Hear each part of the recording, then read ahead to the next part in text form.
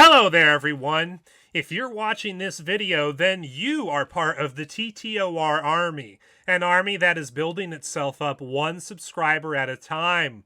And yes, as you can see from the title and thumbnail of today's video, today I have a follow-up to my Kent Hovind expose regarding the Chris Jones situation that I did not too long ago. You see, in response to that expose, as well as in response to the 11-hour live stream that I was recently on Brett Keane's channel, Kent Hovind decided to come out on Brett Keane's channel and make a response to us. And unfortunately, Kent Hovind made two big mistakes here when he went onto Brett Keane's channel and attempted to respond to my expose and our 11-hour live stream. First mistake, he went onto Brett Keane's channel to attempt to defend himself. And the reason why that was a mistake is because mistake number two, Kent Hovind unintentionally admitted that Chris Jones committed a Class C felony when he visited DAL with Zaire a couple years ago. And no, that is not clickbait. That's not a sensational headline that I'm just making up. You're going to see later in this video that according to Alabama law, Chris Jones committed a Class C felony when he slept under the same roof as Zaire during an overnight visit to DAL. Now, I will start out by saying that this original interview that I'll be showing you clips of, it was up on Brett Keane's channel for about 6 days after it was done as a live stream, but then Brett Keane decided to put that video into private as well as several other videos related to the topic. But after Brett watches this video, he may want to reconsider making that video public again because that video could end up being used as evidence against not only Chris Jones, but also Kent Hovind. Now, in the first 6 minutes of this interview that Kent did on Brett's channel recently, attempting to defend himself, Kent was given a chance basically to do a Kent Hovind Dinosaur Adventureland infomercial for his ministry, and so I decided not to address any of that stuff because it's an infomercial and, there's no point in responding to that. So it is at the 6-minute and 32-second mark of this interview on Brett Keane's channel where Kent Hovind attempts to defend himself regarding the Chris Jones situation and my expose and accidentally ends up incriminating Chris Jones. And without any further ado, let's get into that clip of the interview. All right, so there was a young boy who ended up, I believe his name is Zaire, who came on the property with Chris Jones. And Chris Jones, according to a lot of these different websites, I don't know Chris Jones personally myself, but according to TTOR, Truth, the Objective Reality, who was a Christian who made a video, he's also a young earth creationist. He stated that Chris Jones has several counts against him for lewd behavior and sexual acts with children or whatever the case might be. You can talk about that if you want to. But the issue is that everybody's getting wild and excited about is that the child apparently was brought there. You had a guy, I believe Mr. Hansen or something like that. I don't know his name. I'm sure you'll know who I'm talking about. Who says they found him in a bed with the child, and then since then, Mark Stoney claims, as well as others, that the child hasn't been seen since. The indication is either something went wrong with the kid, or he's dead, or he's in a ditch somewhere, and this is scaring the hell out of Christians, as well as some atheists who either are concerned, and some of them obviously may have their other reasons for why they're saying it. But what is your point? I am going to unmute you right now. Well, thank you, sir. This is so crazy that they would do such a thing. Paul Hansen and I talked yesterday. I've texted him 4 times this morning, said, can you please call in? He wants to call in and explain what happened. My ex-wife, Cindy, right here, was on your program the other night. She bought 3 houses in the neighborhood with the money that from the house her dad gave her in California. One of the houses is about maybe a half mile away around the corner up here. And she had just bought it. It had nothing in it whatsoever except a mattress on the floor. And basically, that's about it. I forget what else. Anyway, Paul Hansen had a little camper, and he was staying plugged in out in front of that house that she owns around the corner. And when Chris Jones, my longtime friend, came, who had been convicted, and no, that's not the right call here. Let me reject that one. So Chris has never stayed on the property here, ever. He's been here to visit a couple times. I'm sure a lot of people's pedophile records go to Disneyland and to McDonald's, too, without a background check. If somebody's going to stay here, we check them out. But they just come to visit. People come all the time here. We've had visitors from 70 countries. Anyway, so he did nothing wrong. He's off probation. He didn't do anything wrong to begin with. His case was bogus from the start. Chris is going to come on the program in about 1 month, I think, after our boot camp, June 5th or 6th. We're scheduled for us to do a program with Chris and a couple lawyers who are in on this, who know everything about it, and will be glad to defend Chris in what they did. Paul is quite the legal genius. Paul's been a longtime friend of Chris, and we'll be glad to defend him in all of this. Okay, let's see. And Mark's trying to call me now. No, Mark, I don't want to talk to you right now. I'm doing a program, okay? So let's see. So Chris, and he brought a young boy, a 13-year-old young black boy from his area up there where he's from, who is being raised without a father. And Chris took him in under his wing to kind of be dad to him. Chris is not a pedophile. He's on a registry, but he shouldn't be, okay? But he's not a pedophile. There's nothing dangerous about Chris Jones, okay? I've known him for 30 years. Anyway, he brought that boy with his mother's permission down here to visit DAL. They had a wonderful time. Then he wanted to stay the night at the house that Cindy owns. When she gave the program the other night, she was real deceitful about that. She said, yeah, it's a house near there that DAL controls. Cindy, you're lying through your teeth. That's a house that you own that was just bought. It was empty. So Paul Hansen and Chris and this boy Zaire went over to stay over there. Well, there's only one mattress on the floor. The boy was sleeping on a couch, but he got scared. He came in and said, Chris, can I stay with you? And Chris said, let's call your mother. So he called the mother right away and said, look, Zaire's scared. What should I do? She said, well, that's fine. He can stay in the same. It's a queen-size bed on the floor, both fully dressed, stayed on the bed. Paul came in the next morning and said, Chris, it doesn't really look good. He said, look, what do I do? The kid asked if he could stay with me. He was scared. I didn't do anything. So, as we could see in that clip of the interview, Kent Hovind admits that Chris Jones is a registered sex offender who brought a 13-year-old boy to DAL on one of his visits, a boy who Kent admits is not a blood relative of Chris Jones's. He's some kid that Chris Jones lives near, and he decided to take him under his wing and be a father figure to him. Kent then admits that not only did Chris Jones and Zaire sleep under the same roof for a night, but they actually slept on the same mattress and were found that way in the morning by Paul Hansen. Now, there are several things we need to point out about everything that Kent Hovind has admitted in this clip. The first thing I'd like to point out to you, Kent, is that the only way a person can get put on a sex offender registry list is that they have to be convicted of committing sex crimes.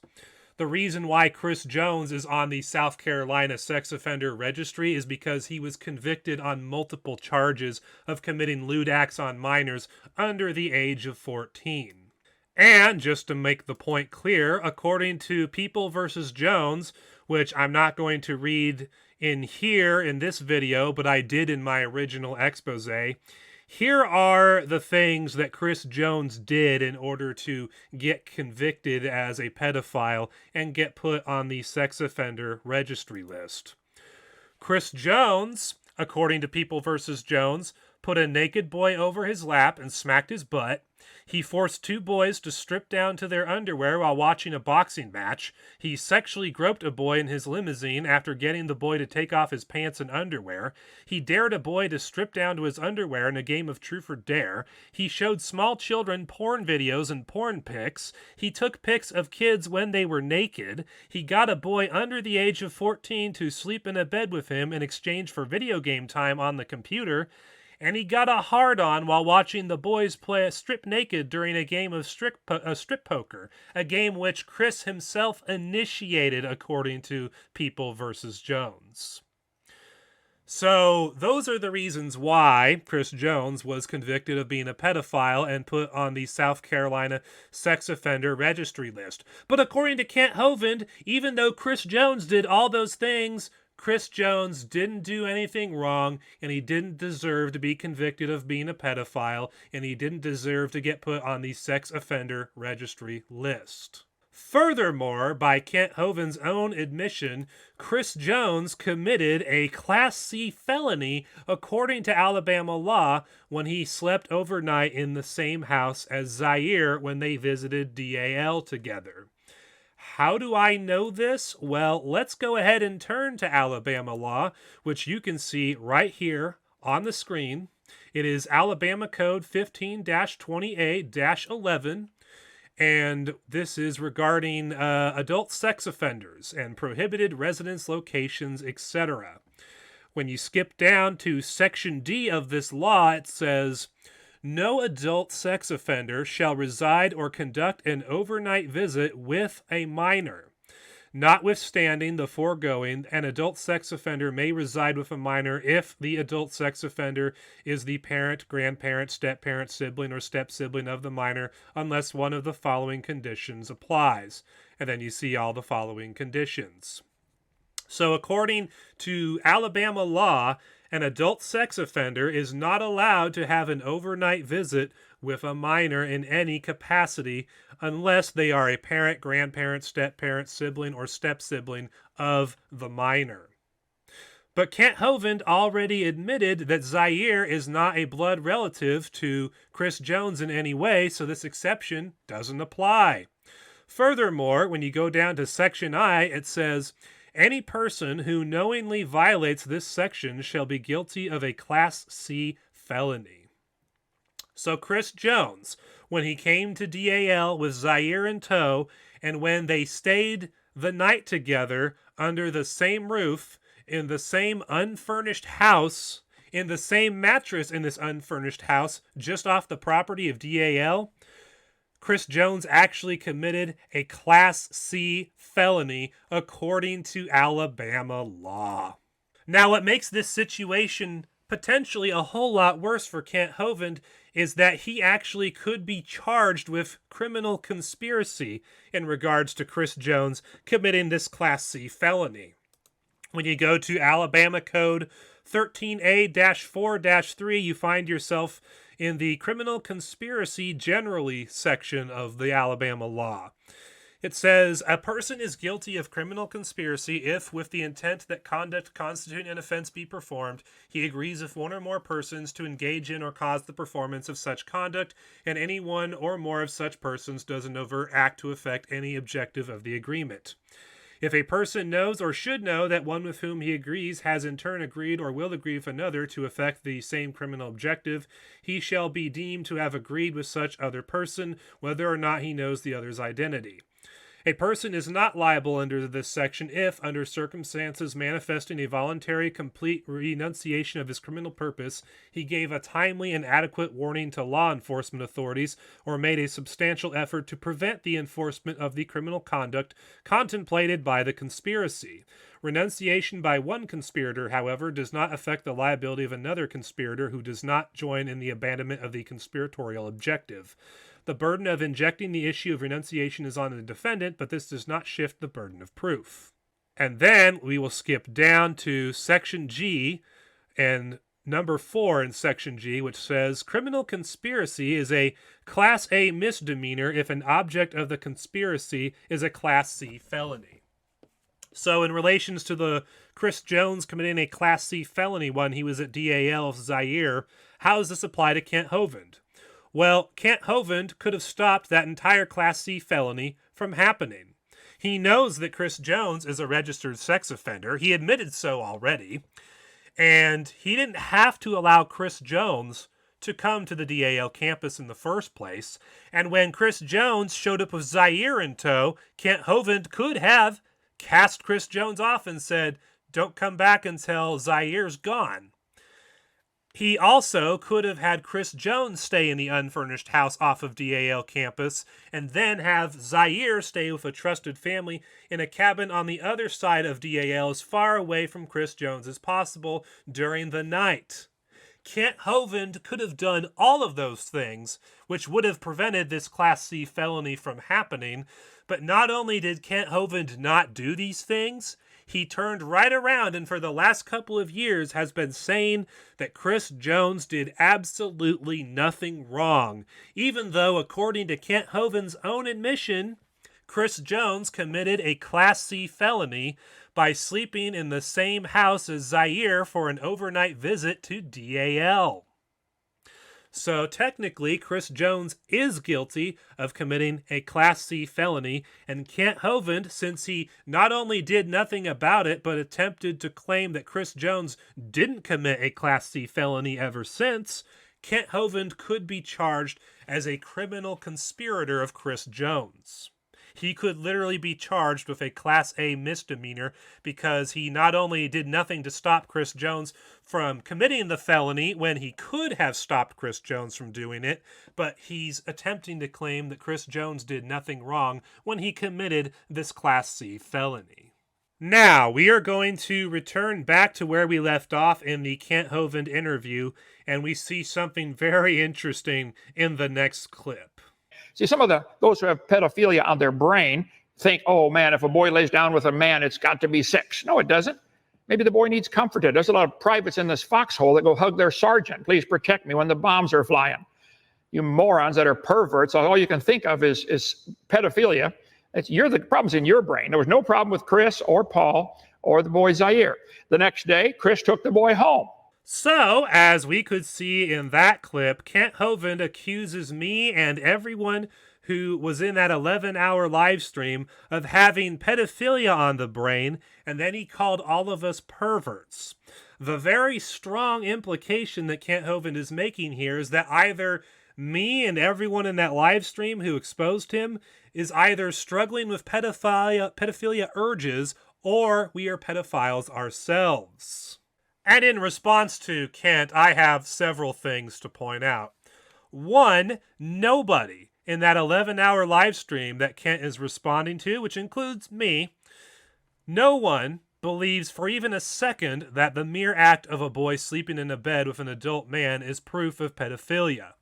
If Chris Jones was not a convicted pedophile and a registered sex offender, none of us would have thought anything of Zaire being found sleeping in the same bed as Chris, and we would have agreed with Kent that Chris didn't do anything wrong. However, because Chris Jones is a convicted pedophile, and because Chris Jones is a registered sex offender, we have every reason to be concerned that Zaire was found sleeping in the same bed in the same house as Chris Jones when they visited DAL a couple years ago. Our concern is further validated because it turns out that Chris Jones, by Kent Hovind's own admission, committed a Class C felony when he slept overnight in the same house as Zaire. And the reason why it's a felony is because Chris Jones is a registered sex offender. And according to Alabama law, registered sex offenders who are adults are not allowed to sleep in the same house under the same roof for an overnight visit with a minor. The next thing I would like to point out is that Kent accusing all of us of being pedophiles for pointing out that a convicted pedophile and registered sex offender was found sleeping in the same bed as a minor is a classic case of projection. Kent not only is trying to project Chris Jones onto all of us, me included, but Kent is also committing defamation when he does so. He's literally defaming us all by accusing us all of being pedophiles. And if Kent Hovind doesn't want to get hit with a defamation suit, he may want to put out a public apology video soon and apologize for accusing all of us of being pedophiles. The last thing I want to point out about this clip is this incredible double standard that Kent Hovind has. When Chris Jones does the sex crimes against kids that he did, which includes, touching children on their thighs after they're naked and making kids strip naked and showing them porn images either on the internet or on videos or in pictures and getting a hard-on while he watches kids strip naked and among other things. When Chris Jones does all those things, he is a righteous man of God who did nothing wrong, according to Kent Hovind. But when people like me point out that Chris Jones is a convicted pedophile who committed sex crimes against kids, Kent accuses me of being a pedophile and a pervert. He accuses all of us of being pedophiles and perverts when we point out that Chris Jones is a convicted pedophile who committed sex crimes against kids. This is total hypocrisy, total slander, and total defamation all rolled into one big ball. Now, in the next and last clip of the video, we see Kent say the following. This came up that where is Mark Stoney keeps bringing this up. Where is this boy? I called the mother probably a week after this event. She said, what do you mean? He's right here. The mother and the boy are sick and tired of Mark Stoney making these lies about them. He's never been missing. He was never molested. He had a wonderful time at DAL.